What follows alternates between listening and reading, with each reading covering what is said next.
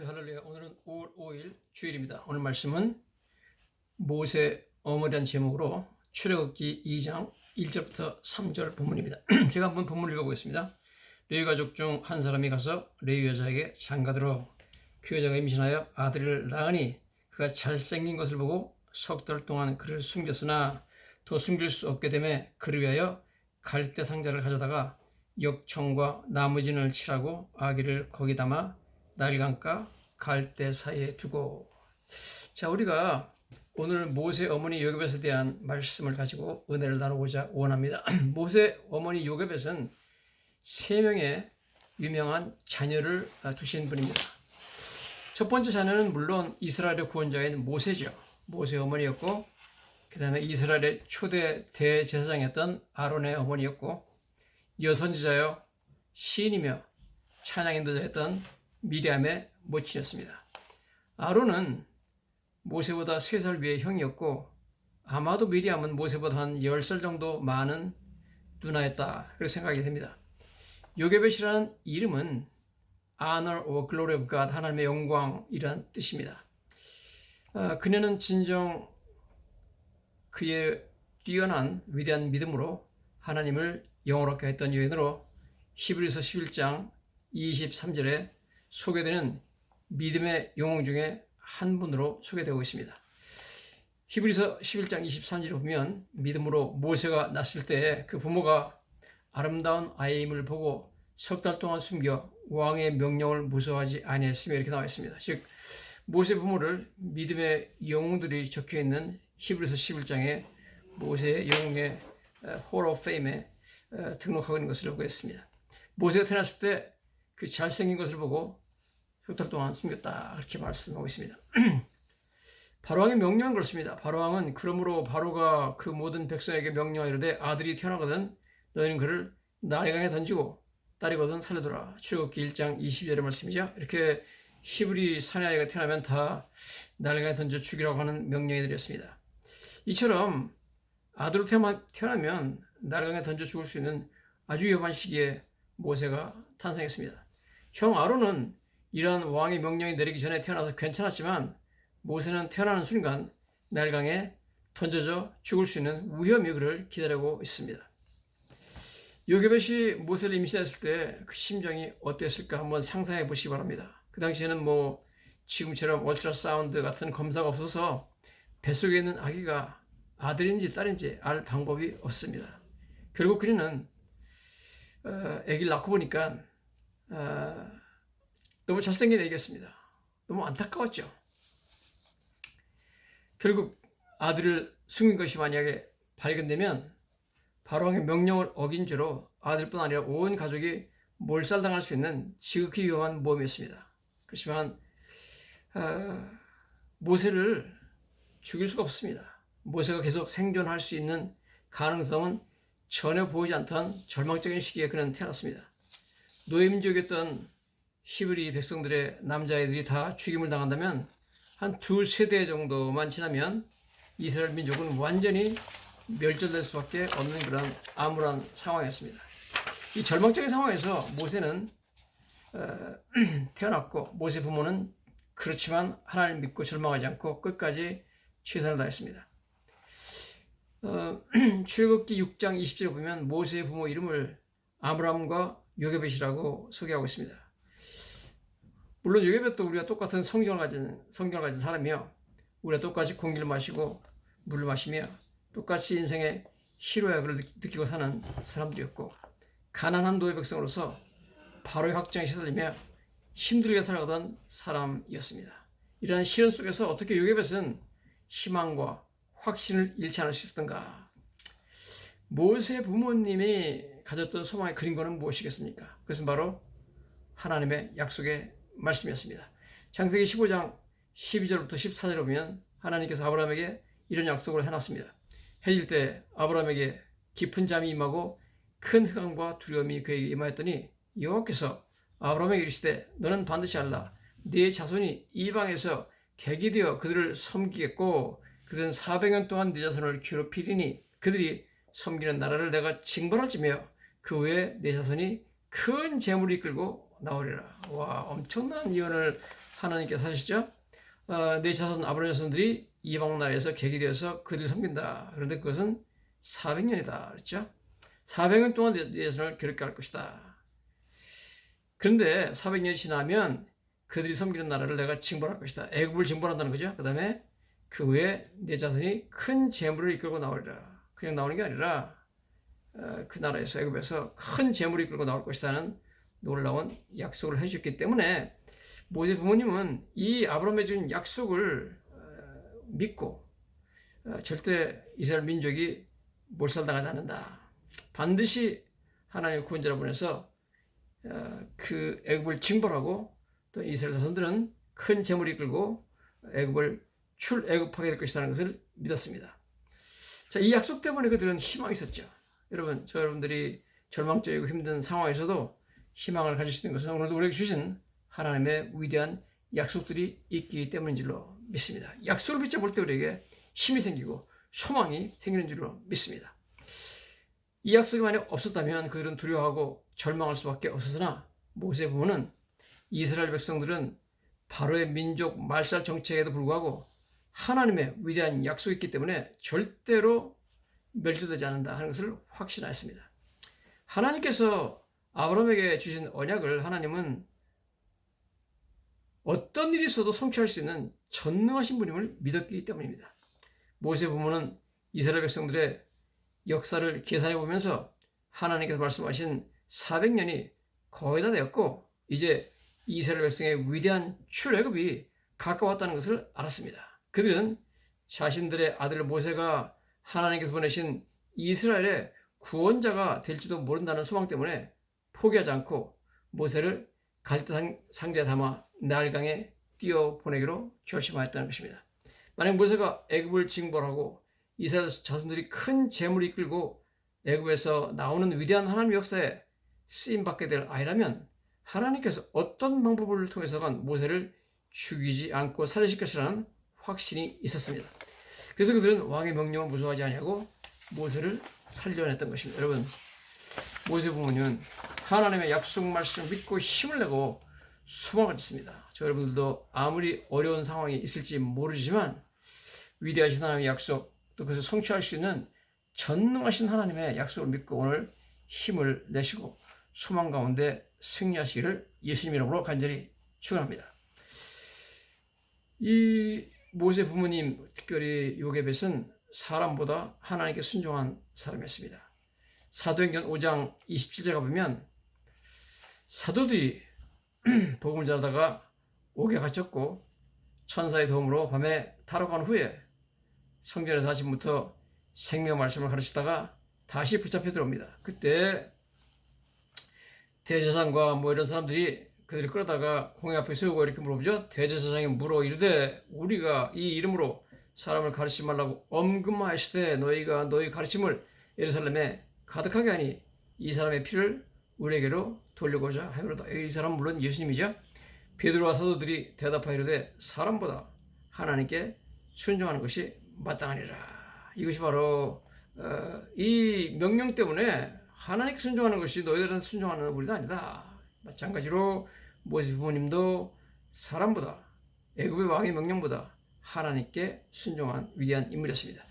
이들의 용감한 행동은 위대한 믿음을 필요로 합니다. 발각되면 온 가족이 다 몰살당할 수 있었습니다. 그러나 요게벳은 바로 왕의 명령은 사람의 명령이요 악한 명령임을 알았습니다. 그래요 그들은 사람의 명령이 아닌 하나님의 명령을 따랐던 것입니다. 뿐만 아니라 요게벳은 자녀를 하나님께 맡기는 그런 신앙을 가졌던 여인이었습니다. 출애굽기 2장부터 보면 그 여자가 임신하여 아들을 낳으니 그가 잘생긴 것을 보고 석 달 동안 그를 숨겼으나 더 이상 숨길 수 없게 되매 그를 위하여 갈대 상자를 가져다가 역청과 나무진을 칠하고 아기를 담아 나일강가에 갈대 두고 그의 누이가 어떻게 된지를 알려고 멀리 섰더니 이 갈대 상자가 어디로 떠내려가는가 보고 있는 거죠. 누이 미리암이 바로의 딸이 목욕하러 나일강으로 내려오고 시녀들은 나일강가를 걸을 때 그가 갈대사의 상자를 보고 시녀를 보내어 가져다가 열고 그 아기를 보니 아기가 오는지라.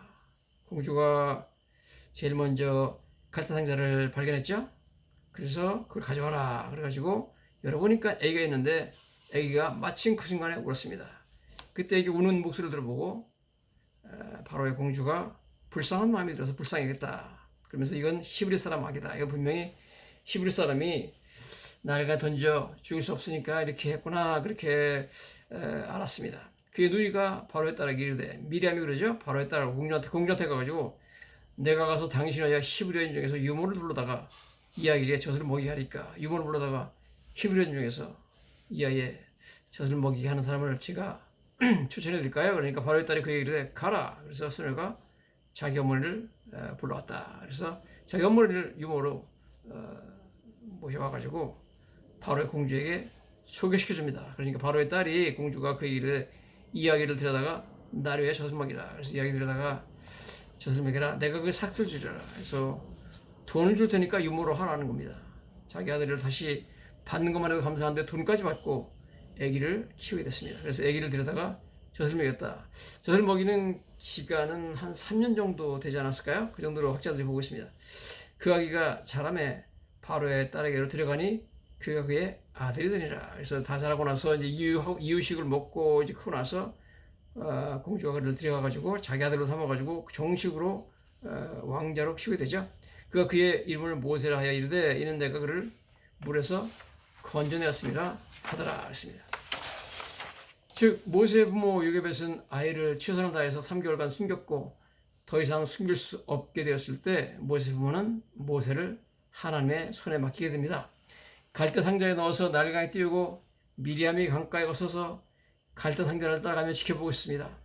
젖도 못된 아기를 갈대 상자에 넣어서 나일강에 띄워보내는 어머니 요게벳의 눈물 나는 심정을 상상해 보시기 바랍니다. 혹시 이웃들이 애기 울음소리를 듣고 신고할까봐 두려워서 밤마다 우는 아이의 입을 막고 젖을 먹이던 어머니 요게벳이 있습니다. 이 아이가 나일강에서 살아남을 수 있을지 알 수 없는 상황에서 인간적으로 지금까지 최선을 다했으나 이제 아기를 하나님의 손에 맡기며 나일강에 뛰어보내고 간절히 기도하며 하나님 이 아이를 제발 살려달라고 기도하면서 울면서 아기를 나일강에 뛰어 보내실 줄로 믿습니다. 결국 이처럼 요게벳의 위대한 믿음은 하나님의 보상을 받았고 하나님의 위대한 손길이 역사하기 시작하는 것을 보게 됩니다. 너무나 놀라운 일들이 이제 벌어지기 시작하는 것을 보게 됩니다. 첫째, 하나님께서 바로의 공주의 마음에 역사하십니다. 이방인의 왕의 딸이 아기 모세 갈대 상자가 떠내려가는 그 시간 그 장소에 정확하게 목요일에 나왔습니다. 이거 놀라운 날 아닙니까? 또 그날 좀 피곤해가지고 좀 늦게 나오면 안 되는 건데 딱 그 시간 그 장소에 정확하게 갈대 상자가 떠내려오는 그곳에 바로 왕의 공주가 목욕하러 왔다. 이거 자체가 정말 놀라운 일이 아닐 수 없습니다. 그리고 여러분, 왜 바로의 공주는 깨끗하고 훌륭한 왕궁 내 목욕탕이 아니라 나일강으로 목욕하러 왔을까요? 그리고 시녀들은 강가에서 거닐며 공주를 포자했습니다. 목욕보다도 그 당시 애굽인들이 신성시하는 나일강에서 아마 종교적인 ritual purification, 정결의식을 행한 게 아닌가 그렇게 보고 있습니다. 애굽 사람들은 나일강을 아주 신성시했고요. 거기서 목욕을 함으로써 종교적으로 정결하게 되는 그런 풍습이 있었습니다. 공주는 그 아기가 히브리 아이인 줄 알면서도 왕의 명령을 어기고 그 아이를 강물에 던지도록 명령하지 않고 건져 올려서 안았습니다. 자기 아들 삼으려고 결심을 해버렸습니다. 그러면 여러분, 어쨌든 모세 부모는 아기를 갈대 상자에서 나일강에 넣어가지고 갈대 상자에 해서 띄워보냈지만 어쨌든 왕의 명령을 따랐죠. 나일강에 던진 건 맞습니다. 그러나 실제로 왕의 명령을 어긴 것은 놀랍게도 바로 왕의 딸 공주였습니다. 첫눈에 사랑에 빠져서 그를 히브리 아이인 줄 알면서 아들로 삼았습니다. 이것은 나중에 정치적으로 얼마든지 큰 문제가 될 수 있음을 알고도 정말 놀라운 일을 행했습니다. 여기서 보면 이 공주가 왕위를 이을 위치에 있었는데 자신이 아들이 없었다고 합니다.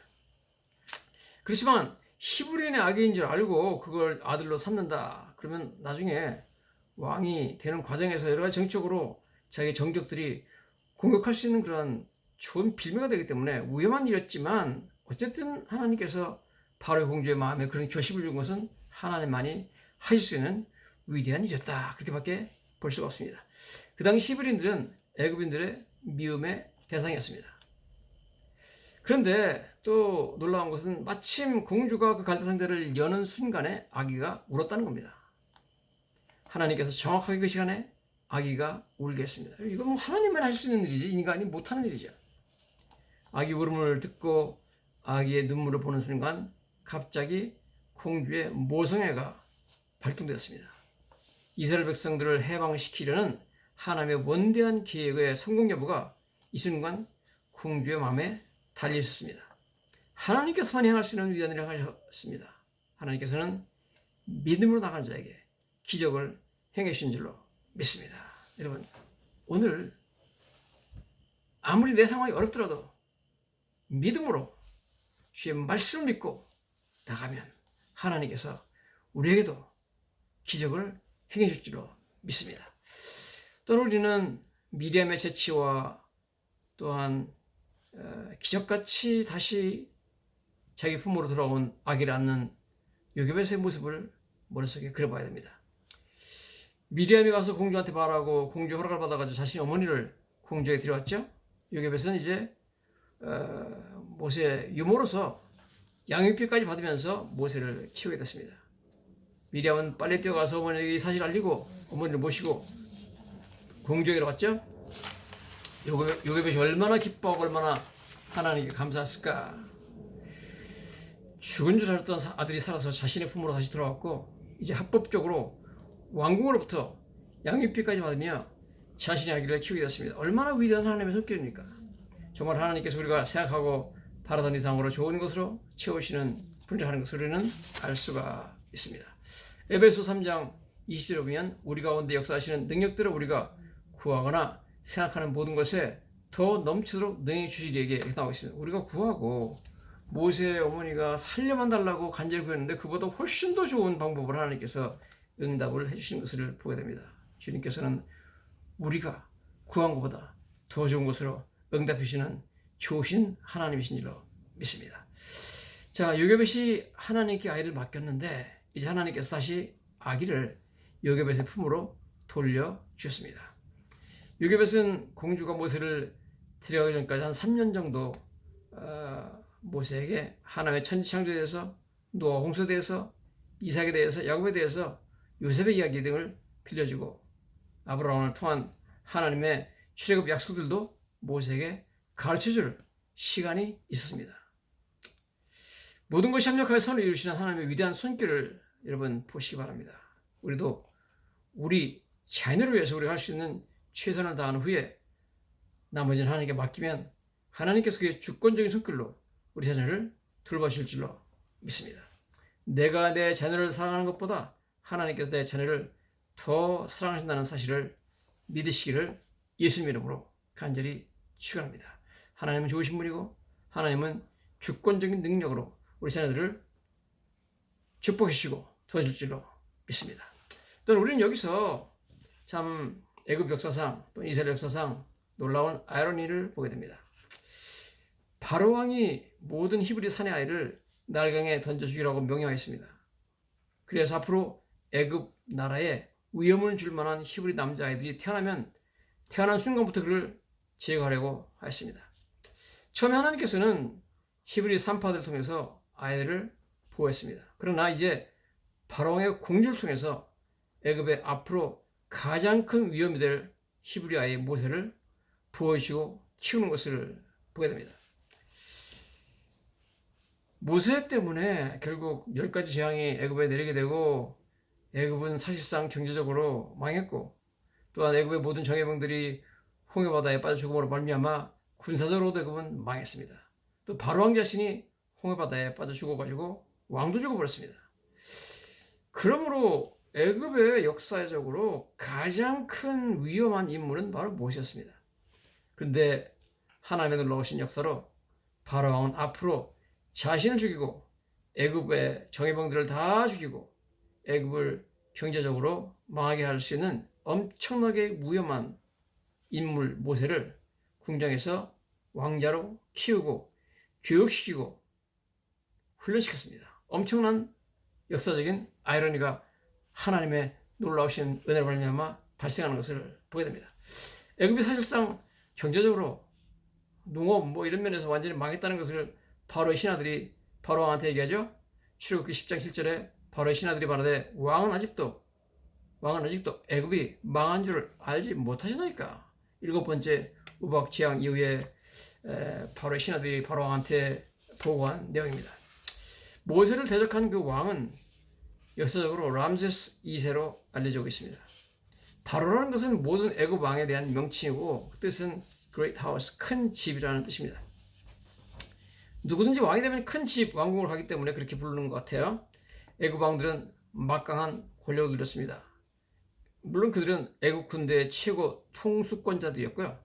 최고의 재판관이었고 또한 최고의 대제사장이었습니다.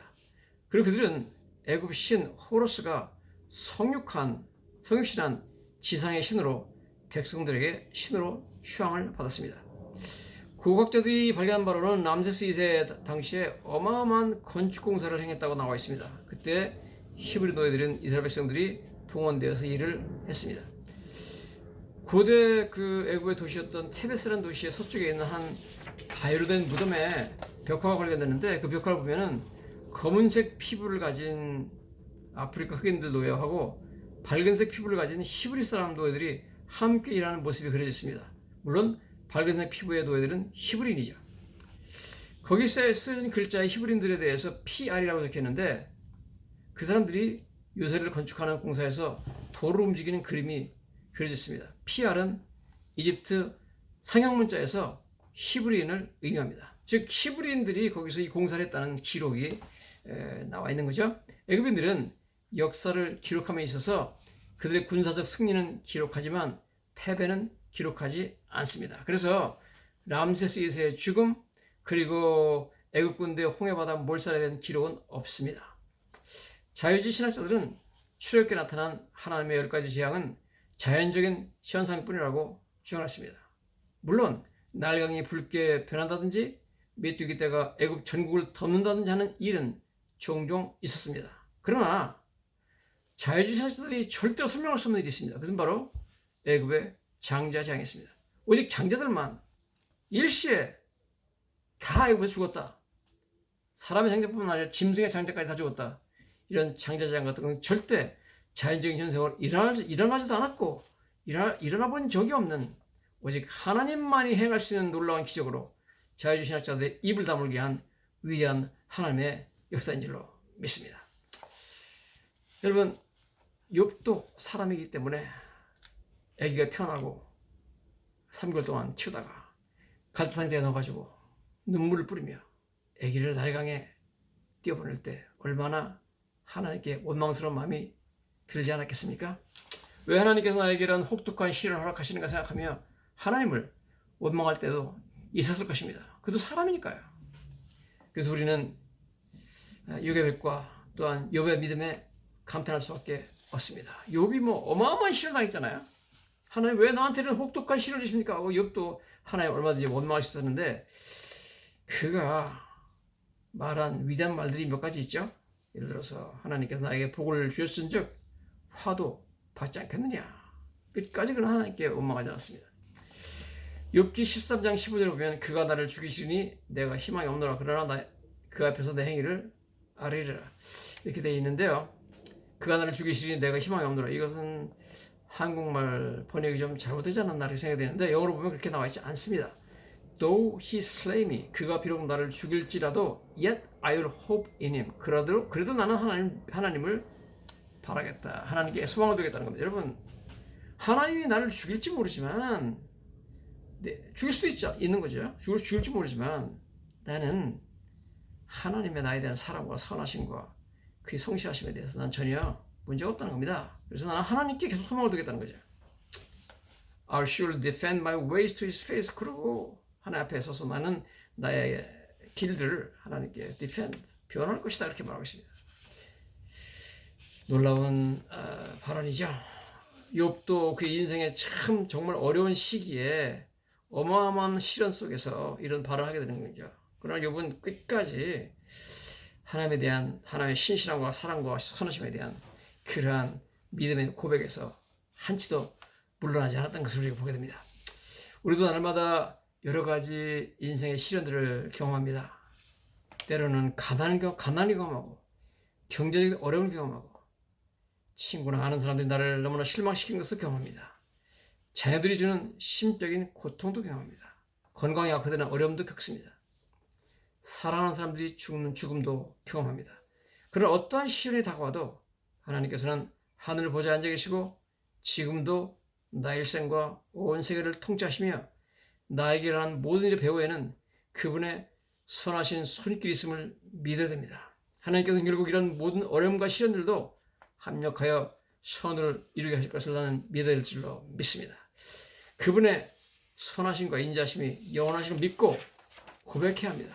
우리가 할 수 있는 최선을 다한 후에 하나님께 모든 것을 맡기고 그분을 신뢰해야 되는 것입니다. 하나님께서는 우리가 당하는 시련보다 더 큰 축복을 준비하고 계시다는 사실도 믿기를 예수님 이름으로 간절히 축원합니다.